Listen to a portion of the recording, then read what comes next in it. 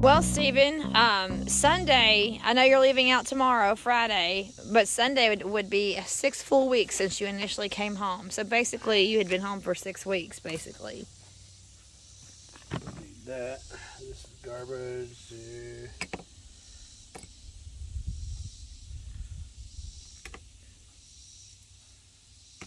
You were just saying this morning that you were just... And I checked the bearing on that steer axle. It's fine. Picked it up. Jacked it up and tested it out, wobbled it around, spun it, and it was nice and quiet. So I don't know where I'm getting my noises from. I replaced that bearing. Y'all refer to a past video, but I replaced the passenger side. And so when I'm into a turn and the weight goes to the driver's side, there's a different noise. Now it could be rear bearing. I'm not sure. I guess I'll have to check that in the future.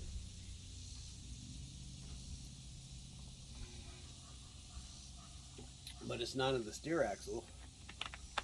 So I thought it's been coming from the steer axle. Now that I know it's not coming from the steer axle, I'll have to shift my way of thinking to the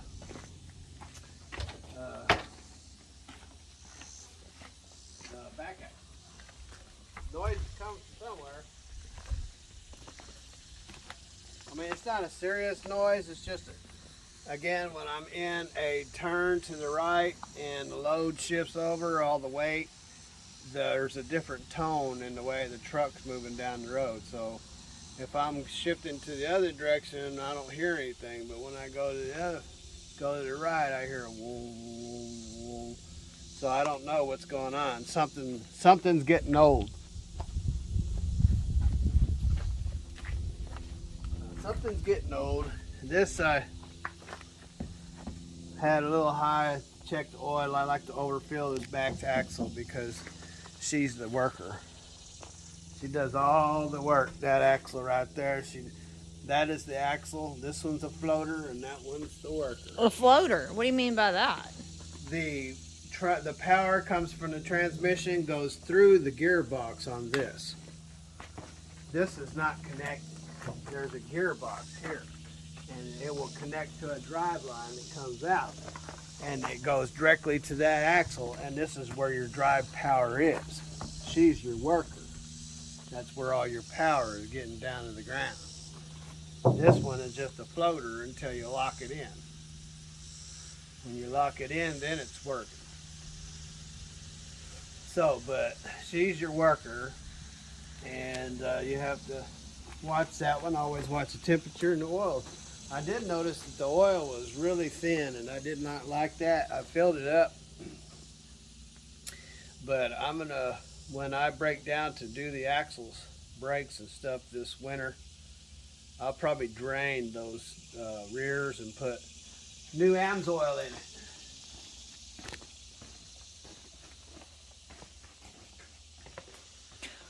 Well, talking about this winter, you have had to make the decision to postpone the tires.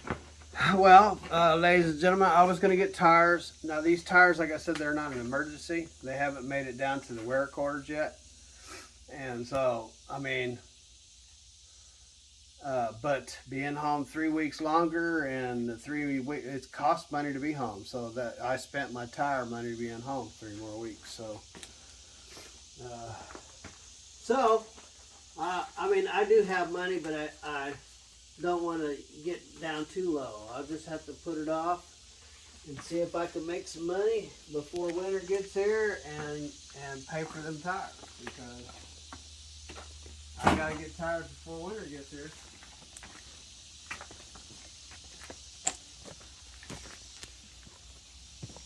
Everything's ready. So you were just... Oils. So you were just saying this morning that basically for our anniversary, you gifted me 6 weeks at the house. Yeah, how you like my gift? Yeah, I'm gonna change these fuel filters out, and I'll be done. I just have to get my gear in here, turn on the air conditioner. I mean the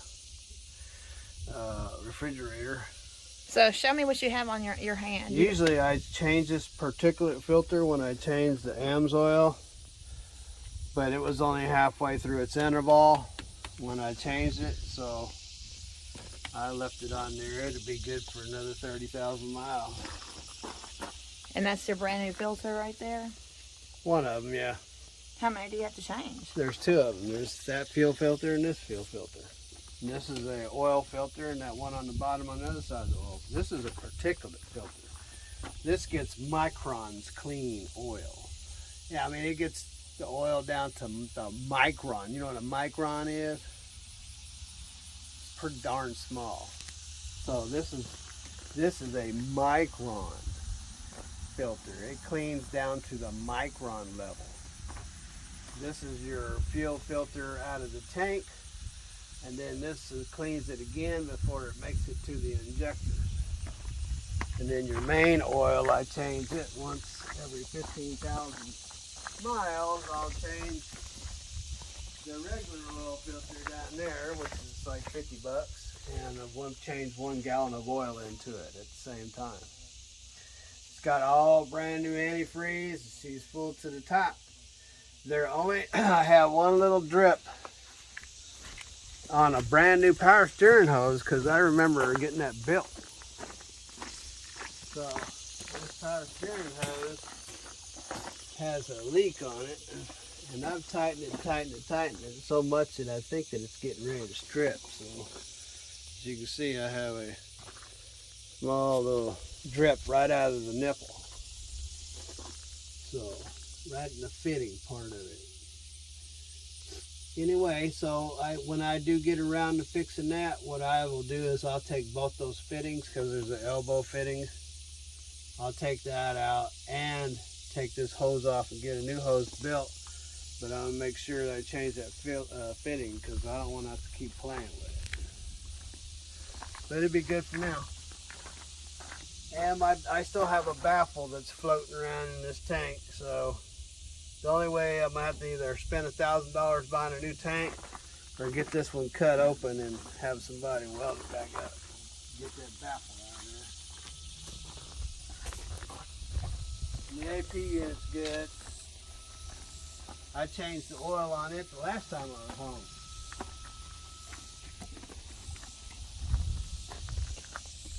So the ship is ready to sail. Yeah, I just got to do tire pressures. I forgot about that. I got to do tire pressures. They usually don't leak, but I still got to do them. So if you go on the assumption that they usually don't leak, and you run out of here and you got one that's running 40 pounds, and she gets hot and blows and tears up $2,000 of the fenders, you're going to be upset. So it's certainly worth it, your time and effort to do it. Yep. And that's for anything involved with the truck. Look at those kind of worms there. What? They look like them grub worms kind of things. Look at them. See them?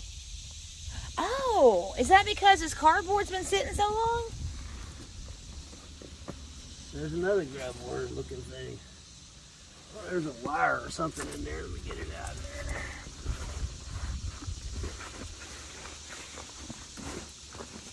there. I know I felt the wire in there. There we go. Try rolling this up again. Wow, that's because it's been sitting so long. Well, I threw it down there in that mud hole, so I didn't have to track around in that mud hole. Yeah. I do see the worms on the ground.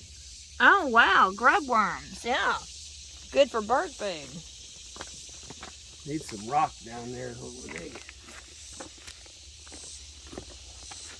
Oh, I put these back on. They've never been on the truck since I had it. What are you talking about? Never figured I would need them. So they put them on the truck for splash guards. So these right here. Oh. They keep the splashing from getting all up on the motor. Oh. So Yeah, they are kind of big flaps. big flap. but they weren't on the truck, so You got one over there too? yeah, they're on both sides. Let me see.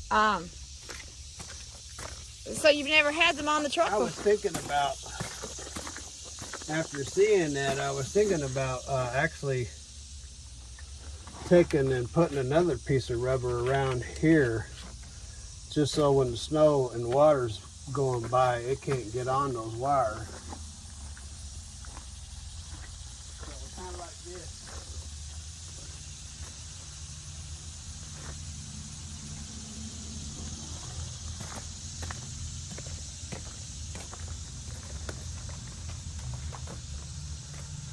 So I was thinking about, because what happens when you get, anytime you get water and stuff, it actually hits, it just beats on them wires. So I was thinking about just making me another one to wrap around it like that. So like that.